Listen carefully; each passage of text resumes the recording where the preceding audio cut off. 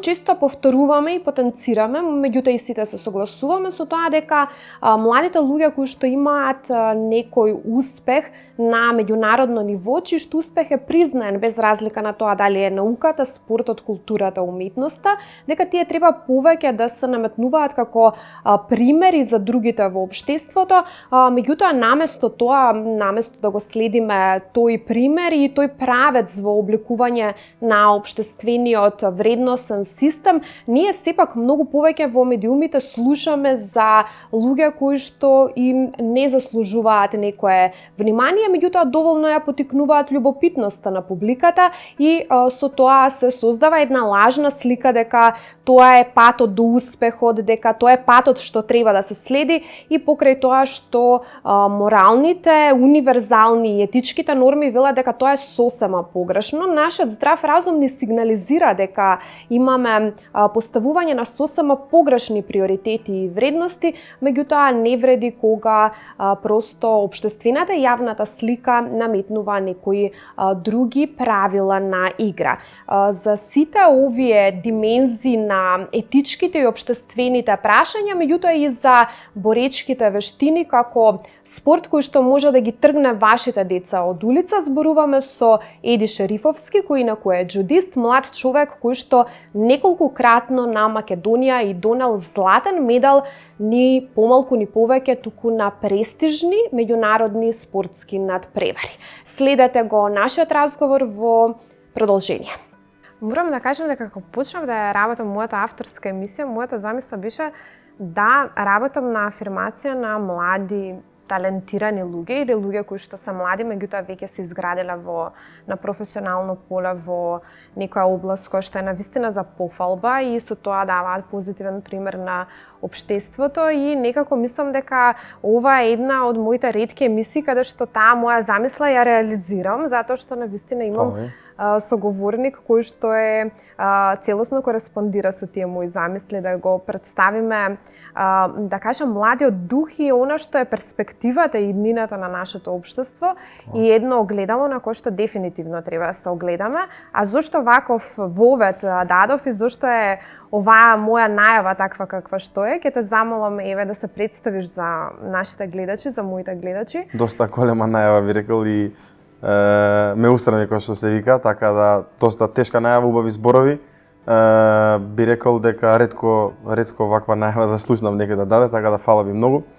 Што се занимаваш ти? Ајде, што ќе кажеш прво за себе и што е тоа што би си го издвоил како дел од својата биографија на која што си најгорд? Ја би рекол, главна цел би ми било сега од кога веќе се формирам као личност, правење на тешки работи. Тоа ми ствара некоја сатисфакција која ми помагала и теќе ми помага, бидејќи сепак би рекол што кажавте млад, така да 24 години, што значи дека овие ни се некои круцијални години каде што полека наоѓам што сакам, со тоа што со системот на отфрлам тоа што не сакам, така да доаѓам до некои главни точки каде што би можел точно да најдам кој сум ја за да се надоградувам врз тие. Така да правење на тешки работи што значи прво професионален спортист. Сами знаете дека во Македонија професионален спортист е малку потешка можда да се издржи само како професионален спортист репрезентативец, бидејќи не влијаме сами од себе секогаш. Така да правење на работи дури од кога сите се против тебе, тук системот некад против тебе, некад селектори, тренери, пријатели, така да би рекол дека тоа ми дава некоја сатисфакција, не дека јас сум некој што сака само да се докажува само да се докажува, но убаво е чувството кога излегуваш дека си ти управа, така да тоа ми е една водилка голема. Имаш историја, имаш, да кажам, дебела причина да бидеш горд на себе, меѓутоа и нацијата и целото општество. Сега имам, порано немав, ја го верував истото. Зошто треба да бидеме горди на тебе? Ајде, представи се. Кажи ми колку злато во медали ти имаш. Отприлика би рекол преку 100 медали на интернационални турнири. Кога бев во младите години бев доста доминантен во Балканот, така да од мали години се гледаш дека ја во џудото имам добра иднина на професионално ниво, иако на аматерските турнири сите сме рекреативци, но сепак се гледаше кога идевме во Ниш, во балканските земји каде што нели како помали правиме помали подвизи, патуваме малку помалку, се сознаваме за спортот, така да тука веќе се виде некој успех, малку поразличен од другите. Би рекол дека сум подесувал некој талент, како дали бил мал голем, некој тренер ќе рече голем, некој тренер ќе рече мал. Секогаш сум гледал да се наслонам на работа, на многу работа и на многу дисциплина и би рекол дека се тоа кога бев помал, многу често слушавме од големите спортисти како конзистентноста и истрајноста и дисциплината се најдобри и јас секогаш тоа мене ми беше малку досадно кога бев помлад. Ај вие ностоп истите го зборат. И го имав тоа некој мислење дека досадни се, кој да стане шампион во било кој спорт, ќе излезе на телевизија ќе рече истрајноста, дисциплината. Као клише, мислиш? Као клише, ама после некое време, кога ќе пораснеме, кога веќе се соочуваме со предизвици на неделно месечно ниво, било какви приватен живот, спорт, на било кој ниво, гледаме дека стварно не е лесно секој ден да го правиш истото. Дури кога, као што кажав преска, порано само јас ги мислев овие работи за мене, сега има некое мислење дека да, после одредени успеси, другите гледаат, го афирмираат тоа, така да ја ова го имам мислено малку порано и сега за сега почнува со текот на годините, би рекол да ми се исплаќа. Мојот напор сум го вложил со самото тоа што луѓето те препознаваат, стануваат некогаш полесни и секојдневните активности бидејќи луѓето те знаат, тренингот кажува нешто за тебе, спортот кажува нешто за тебе, дека ти си фер, директен, дека не се плашиш од работа, што е многу битно и луѓето имаат некоја самодоверба. Како да те знаат пред да те познаваат? Ти си значи джудист. Имаш освоено многу медаљи, значи тоа се бројат веќе во стотици. Имаш, да кажам, цела архива дома на злато собрана од медаљите. Но, кога почна и кога дојде на идејата, џудото е, да речам, можеби сега во Македонија ситуациите се подобрени, меѓутоа луѓето од мојата генерација би кажале дека тоа е многу непопуларен спорт. Како ти дојде на идејата да го избереш токму тој спорт да се занимаваш?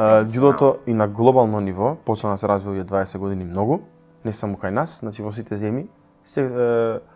Се повеќе почна да се развива, да би рекол да краде системи од други боречки спортови, на популаризација, на рангирање, на такмичење. Значи стана интересно и за такмичење, што е голем придонес за популаризацијата. Некој племени спорт барав каде што нема да биде многу агресивен, би рекол како боксот, кикбоксот, каде што имаме директни удари во глава. Некоја директен дуел физички, каде што ја би рекол е малку пософистициран. Џудото каде е малку по-софистицирано од другите спортови. Исто така би рекол дека тактички малку по-комплициран. Значи треба долги години време за да можеш да се такмичиш на некој одредено ниво. Доста е тежок спорт и за разбирање од страна, доста тежок спорт за спортистите, доста комплициран. Значи и борењето и џудото ги ставило една категорија, субкатегорија каде што не е да удриш, па некој од улица знае да мава, па некој од тоа и таму знае да мава, па се учи за 3, 5, 6 месеци. Не, џудото е нешто малку покомплексно. И ја го најдов тоа во џудото, каде што имавме еден јапонски дел би рекол, каде што се беше базирано на почита, на респектот. Ја така бев воспитуван, тоа многу ми се свиѓаше. Значи јас ми се допаѓаше тоа дека треба да го почитам постариот, треба да го почитам тој со поголем појас од мене. Ако има 5 дена повеќе од мене во сала, ја морам да му се поклонам, да не смеам да го одбијам од борба иако е постар, појак, посилен. Значи некои стандарди на почит што ги видов во џудото како млад први тренинзи прва година и после тоа физичкиот дел каде што мене ми исполнуваше дуелот, такмичењето, значи ја како човек би рекол се обожавам натпревар. Било што и да правиме дома или каде, кога ќе стане збор за натпревар, некако го менува мојот ментален склоп. Значи го обожавам, би рекол, натпреварот ме возбудува секогаш. Значи било и каков и да е, јас сум друг човек кога се такмичам. Така да тој дел беше многу компетитивно џудото, имаше многу натпревари. Значи ја пробав аикидо, идев и малку и на карате. Додека почнеме, додека отидем на натпревар, ја аикидо вежбав 2 години, немав никаков натпревар. И сам се повлеков. Значи ја веќе на 7 години почнав џудо активно.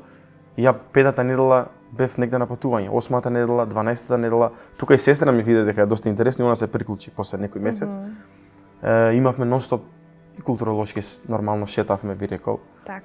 Запознававме луѓе, учевме слични балкански јазици. Јас знаев на 9 години да зборам на дијалект на српски, на бугарски, тоа сме го добили од самото шетање. Пријатели имаме сега секаде, би рекол, во секој град.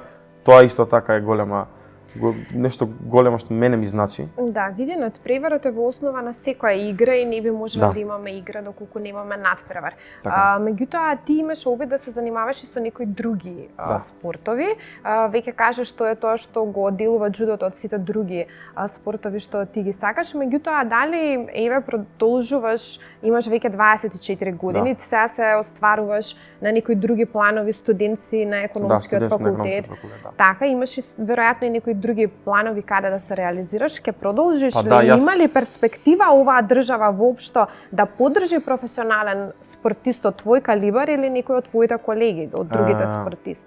Моментално би рекол, како ви сте спортови, ја знаете ситуацијата е малку потешка од другите. Би рекол балкански, не само европски. Би рекол дека ние сме некои 10 од 20 години поназад од другите. Што не го кажам тоа да кажам на јавноста или на гледачите дека еве ние сме многу лоши. Немојте да ве тренирате, немојте да вежбате, но фактичката состава е таа и кога ќе почнеме да се натпреваруваме надвор, ние да имаме би рекол 4-5 начини на финансирање кои што се многу се базираат на самиот спортист. Значи спортот во Македонија бара да сме многу снаодливи граѓани буквално би рекол. Значи да сме како и во другите сфери воопшто. Да. Значи спортистот во другата земја го интересира само душекот, тренингот, теренот, тревата, фудбалот, што и да е. Само тоа го интересира, ништо друго. Тоа го интересира 2 сати на ден и ништо друго. Кај нас е различно. Кај нас треба да имаш добар пиар, да знаеш да збориш, да собираш спонзори. Треба да идеш да се, би рекол, тегнеш со дали е министер, дали е председател на федерација. Значи треба да имаш нерви за све, треба да си многу повеќе од другите спортисти. Так. Значи за тоа кај нас, кога слушаме, има еден во тој спорт, еден во тој, двајца во тој, тројца, а во другите репрезентации се цели тимови 50, 80, 40, 20. Така да тука би рекол трњата се малку повисоки и че 90% од спортисти се откажуваат на таа критична од 16 до 20 годишна возраст, каде што дома се прашува што носиш ти дома, што веќе после средно кој не иде на факултет треба веќе да почне да материализира, така да веќе тој дел станува многу комплициран би рекол и не станува подобро, мене тоа само ме плаши, бидејќи овие 5-6 години не станува подобро. Ајде за убавата страна од спортот. Јас сега сакам да зборам за овие страни. Веројатно има нешто што спортот, знаеш, постојат профили на луѓе и профили на професии кои што те обликуваат. И сега кога ќе видиш, дури и да си лаик, дури и да си обичен човек, кога ќе видиш спортист, тој зрачи со некои други животни навики, со некои други стилови на однесување, представува позитивен и дава позитивен пример. Има различен начин на размислување, значи тоа е едно цело битие кое што стои зад спортската личност. Во твојот случај, го спомна ферплејот. Мислам дека најголем проблем и најголема и најважната животна лекција што секој од нас треба да го научи, а тоа е достоинствено да го прифати поразот. И мислам дека ние и како колектив, и достоинствено да победи. Меѓутоа мислам дека со поразот имаме многу поголем проблем. Победата онака неколку кратно ја глорифицираме, дури и хипербола даваме кога победата во прашање, меѓутоа за поразот некако не признаваме. Што е тоа што спортот те учи, како да го прифатиш поразот и што е? Тоа е најбитно би рекол, особено во ќе кажам за мојот дел е боречки спорт индивидуален. Сам си ти крив, никој друг не ти е крив. Значи тоа е најголемото нешто што треба да се помириш после пораз. Сепак и тој карши тебе е маж, а денеска е подобриот маж. Значи ти тука кога ги редиш поразите со текот на годините, кога ќе видиш колку порази дали небитно колку се, секој пораз на некој начин, иако не можеш точно да кажеш што ти допринел, да речеме со нареченица, ради овој пораз ја го научим, не.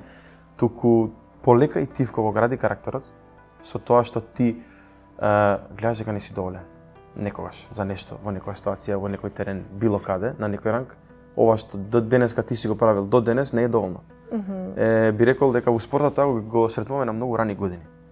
Значи, еве да речеме обичниот човек, кога првпат ќе му се каже не, тоа од прилика после вработување, пак ќе го избркаат од работа, пак ќе му речат не си доволен.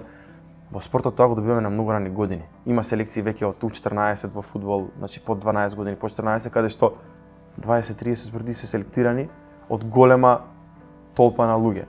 Значи, спортистот сам гледа дека нешто не е доволно што прави. Или има нешто што треба да смени. Така да, тоа само градење на карактерот, каде што дознаваме дека дали сме поразени на директен или индиректен начин, ни помага да сме малку пореални и со сами себе, да сме малку поискрени и што кажав, достоинствено и да победиме утре. Бидејќи јас исто така ферплејот ми има научено, не ќам на ниеден друг начин да победам освен на вистинскиот. Значи тоа за мене нема да победа. Ако дали е нешто се случувало и некоја грешка на другиот спортист и победа некоја со дисквалификација и чуда, не се осеќам така кој што би се осекал. Јас сакам да сме двајцата со исти алатки и тука да се докажеме. Не би сакал да имам не знам, било што малку повеќе од него како предност и ја да го добиам тој меч или утре било каква битка, дали е тоа спорт или не. Ја би сакал да имам некои еднакви услови од прилика и тука да се победи. Така да тоа денеска го гледаме, луѓето сакаат само да успеат по било која цена. Види, упорноста исто е една од карактеристиките што ги спомна на спортистот, дека тој треба да е упорен во поглед на корекција на своите недостатоци за да може да победи. Меѓутоа, во животот ајде тоа да го преведеме. Упорност до кога? Треба ли некогаш да поставиме сами граници и да кажеме добро за ова не ме бива, едноставно не треба да бидам упорен, треба да се обидам во нешто друго или сепак сметаш дека од секое дрвце може да биде свирче, знаеш како се вика народната? Би рекол, треба, јас во што верувам дека треба некогаш да ги читам и знаците. Има знаци ностоп околу нас. Дали не би рекол денес за денес, али со текот на време добиваме некои знаци. Да знаеме некогаш кога е доста, да знаеме кога да застанеме, да знаеме кога да бутнеме. Така да тоа е една игра на, би рекол, индивидуата сама си ја прави на себе. Во иста ситуација еден спортист ќе рече, значи до тука било, а во друга ситуација ќе си направи, ќе си искористам зборот филм во својата глава дека намерно е донесен до оваа ситуација да се види дали он ќе продолжи. И овие се некои моменти доста комплексни каде што ние треба некои знаци, треба некоја интуиција, би рекол дека интуицијата тука што ни кажува желудникот е многу битно. Некогаш треба да се слушаме длабоко сами себе. Така да видиме дали искрено има нешто, дали треба да гурнеме уште малку, дали ќе се скрчи ѕидот или е некој бетон 20 метра кај што немаме шанси да го срушиме. Така да тука би се наслонил на некои знаци. Како што секој дрвче може да нема кавалче, ама може да извадиме некој друг инструмент каде што ќе биде корисен за нешто друго. Така да како викаат гаѓеја месечината ќе погодиш некоја ѕвезда. Некоја ѕвезда. Така да би рекол дека треба да видиме некојаш ние сами да се би рекол видоизмениме на некој мал начин, можда бидејќи ако малку се наострам, ќе бидам многу добар во нешто тука соседно што е. Така да тоа е доста тешко, тоа е веќе би рекол најтешко. Филозофско прашање. Тоа е веќе филозофско прашање на тоа што дали ние колку сме спремни во тешки ситуации да се изменуваме. Но ние како човек, како битие сме доста флексибилни. Така да тоа само мислам дека треба мозокот да го ставите Еди, може ли амбицијата да те убие? Затоа што види, има луѓе кои што навистина се многу амбициозни и амбицијата е секогаш за пофалба затоа што тие како што кажа ти целат многу високо, меѓутоа самата таа височина ако е недостижна и некоја цел ако си поставиме што е недостижна, таа може да ни се врати на вистина како еден самоубиствен потек затоа што ние се кинеме нерви, даваме многу енергија и време, а едноставно не можеме да ја достигнеме целта. Што спортот те научи тебе кога амбицијата во прашање? Треба ли да се усогласат амбицијата и тоа што ти го имаш како да го понудиш како капацитет? Долг процес е капацитетот со амбицијата. Значи спортистот или човекот секогаш ќе фантазира, но само ја би рекол дека амбицијата и фантазијата треба да биде подкрепена. Значи кога е подкрепена таа иде малку постепено. Значи, ние ќе имаме нонстоп реалити чекови, би рекол, и таа фантазија ќе се симнува нонстоп или ќе се видоизменува. Но мислам дека со напорна работа, доста стоиме позади неа, полесно идеме напред, па некако сме пореални, бидејќи после неколку реалити чека, може да фантазирам сега не знам што, а да не стојам позади тоа и ја ќе се разочарам. Ништо друго нема да се деси. Само тие луѓето со голема амбиција, би рекол, некојаш веќе знае да се помешува и со егото, значи некои луѓе да претеруваат во тоа и сами себе да се изгорат. Така да мислам дека тоа е некој, би рекол, животен процес и животна селекција каде што сам ќе се среди, ќе му се изгасне пожарот, ќе се изгори 2 пати, 3 пати, 5 пати, долготрајно, ако не учи од другите и не учи од ситуации, на сам себе ќе го осети тоа. Така да искуството е школа. Искуството е најголемо школа, а за многу искуство треба многу грешки, така да доаѓаме во некоја вртелешка каде што мора да пробаме. Без да пробаме, значи тоа е најбитно. Уште едно прашање ме интересира. која е разликата кога се надпреваруваш за државата и ја представуваш сопствената држава и која ќе си го припишеш тоа како индивидуален пораз или победа, која е тежината и одговорноста, затоа што веројатно имаш и одговорност кон државата што ја представуваш кога настапуваш на меѓународни надпревари. Ајде тоа малку опиши. Би рекол дека за мојот спорт ќе речам дека џудото или сличните боречки спортови каде што имаме системи на Олимпијада, Европско, Светско првенство, ние често највеќе ја репрезентираме државата. Значи, тие национални тимови, тој делот на селектор, на други национални тимови, запознавање со цели тимови, која идеш, не само се надпреваруваш, кој идеш на тие евенти, на тие европски првенства, светски првенства, позади себе носиш цела земја. Тоа е факт. Значи, тоа мене ми дава енергија. Не ме плаши, би рекол да се згрчам, да речам, сега, не. Туку мене ми дава некоја гордост со тоа што и кога гледам противникот и имам почит спрема него и он е одбран од неговата земја. Автоматски мене ми дава почит, ако особено поголема земја или помала, небитно, кога гледам дека он е тој денес кај што е тука од толку репрезентативци донесен, имам почит за него, така да он има почит за мене.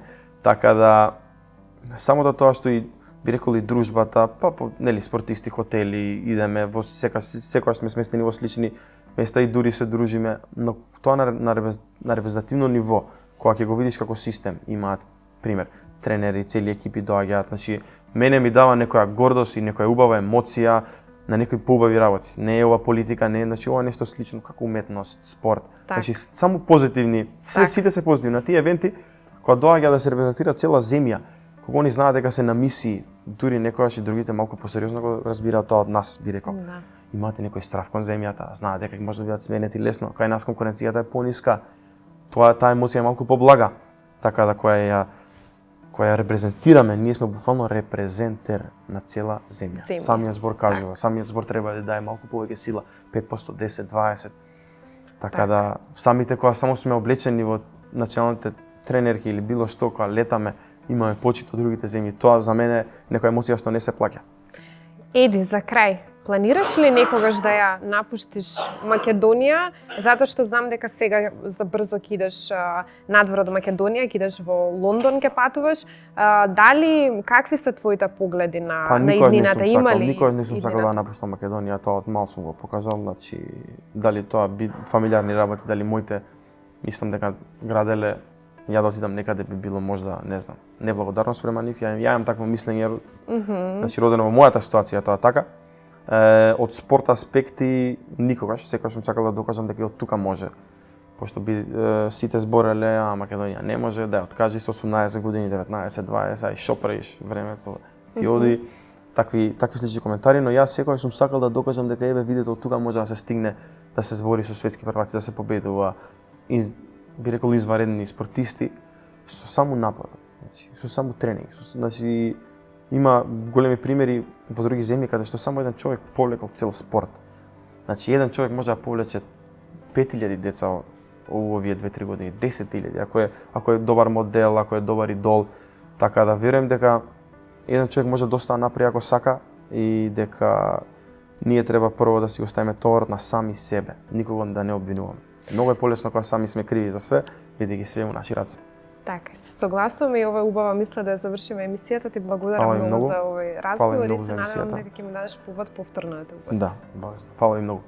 Да се биде спортист, научник, уметник или културен деец, секако значи да се посвети својот живот на овие области и подразбира некоја дисциплина и откажување, тоа воедно дава и одговорна задача, меѓутоа и дава слобода. Тоа се дефинитивно примерите кои што треба да се следат, а во следната емисија на Женски магазин ќе обработиме нов таков случај или социјална тематика која што ќе има за задача да ја потикне јавната свест и критичката мисла на демаркација помеѓу она што е добро, а она што е практично треба да се избегнува. Затоа ви препорачувам да ја проследите и следната емисија на Женски магазин, која ќе се емитува веќе следната недела. До тогаш ви посакувам пријатна работна недела. Се гледаме!